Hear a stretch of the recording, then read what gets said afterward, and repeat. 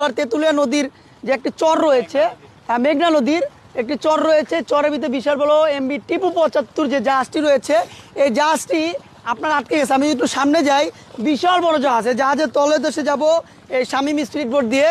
আমরা একটু দেখাবো তলে দেশে যে এই বিশাল বড় জাহাজ কিভাবে উপরে উঠে গেছে ডাঙা। সম্ভবত কালকে রাত্রে উঠছে, সম্ভবত কালকে রাত্রে। তুমি একটু বসো বসো বসো।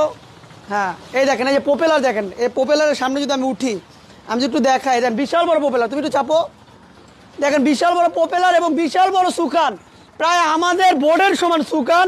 আর একটা দুইটা, আর এটা চরে, এই মাঝির চরে আপনার আটকে গেছে মেঘনা নদীর ভোলার যে এটা স্থানের নাম কি, তুলাতলি, নাসিম মাঝির ঘাটের পাশে। দেখেন আমরা কিন্তু একটা মালবাহী জাহাজের তলদেশে রয়েছি, তাও আবার এই মালবাহী জাহাজটি এই চরে আটকে গেছে।